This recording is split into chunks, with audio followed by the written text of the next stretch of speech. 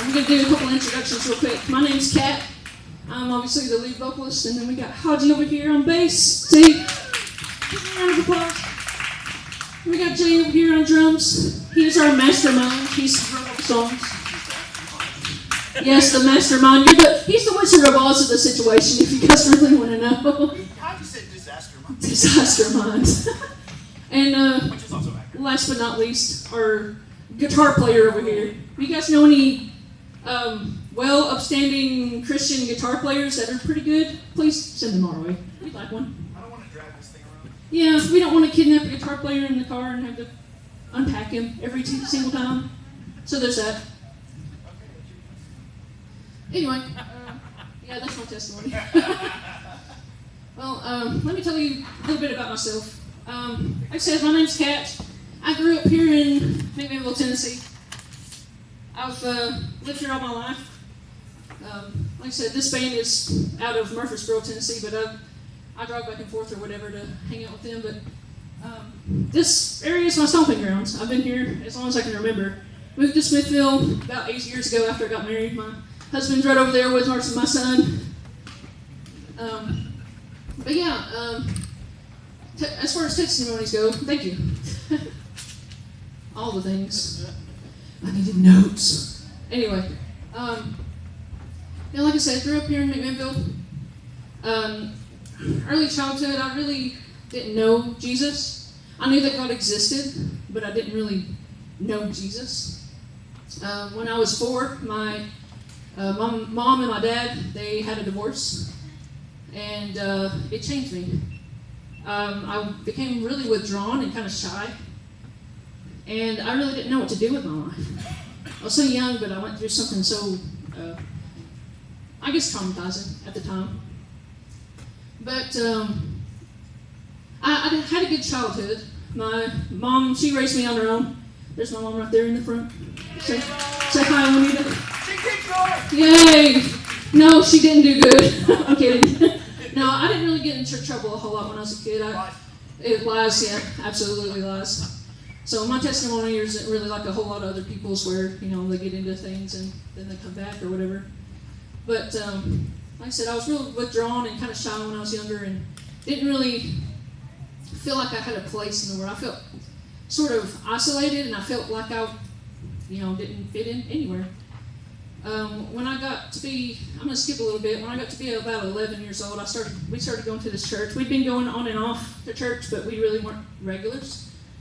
And I remember there was one certain Sunday I went up to the altar and I prayed. And I prayed this sinner's prayer, the prayer that everyone prays. And they just recite it and then that's it, and you think, well, yeah, I'm saved. No. You reciting that prayer doesn't do anything.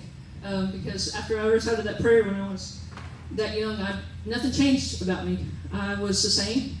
I lived my life just as I was before.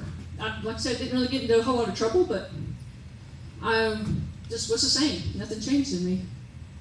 And a few years later, I started going to a church here in McMinnville. But at first it wasn't church. I was going because they had this karate class. There's a free karate class that was going on, and I was like, free? What? No way. So all we had to do was buy our gis and buy our belts and things and our gear and whatever, and we could go to this class for free. Well, I started going, and we started getting friends with these people, and before I knew it, I was really close with all these people, and I realized I should start going to church with them. So me and my mom, we started going to church there every Sunday, and it wasn't too long after that, a few weeks after that, I heard the preacher say some things, and I don't remember exactly what he said, but something clicked for me that night, or that day, that morning, and it just made sense to me. The gospel just made sense to me. Because before, when I said that prayer, I really didn't understand what I was saying, and that's why it didn't change me, because the prayer that I'd said, it was just a prayer. It wasn't from my heart. It wasn't from my soul. So when I heard the preacher preach that Sunday, like I said, something clicked in me, and I didn't go up to the altar that day, but the next night or two, I got thinking about what I'd heard, and God just drew me to Him. He just wanted me to give my life to Him. So I was in my bed, and I kneeled, and I prayed, and I said the most sincere prayer that I've ever prayed in my life, and I don't even know where it came from. Well, I do now, but at the time I didn't. And that night he saved me. I felt this overwhelming sense of joy and peace wash over me that I've never felt in my whole life. And you can't tell me that God's not real, because I felt that, and it was real. It was real. And so ever since I've been a Christian, I was 14 when this happened. And I started going to this church that had that karate class and stuff. I started playing keyboard and started, doing the worship band and stuff like that. And God told me He called me to music. So fast forward a little bit, started doing worship bands, and I got to be mixed up with a good youth pastor of mine, which is now my pastor, Mr. Chad Coppinger over there. He kind of helped me along when I started getting into music and stuff and got into the worship band and things. And, a few years later, here I am.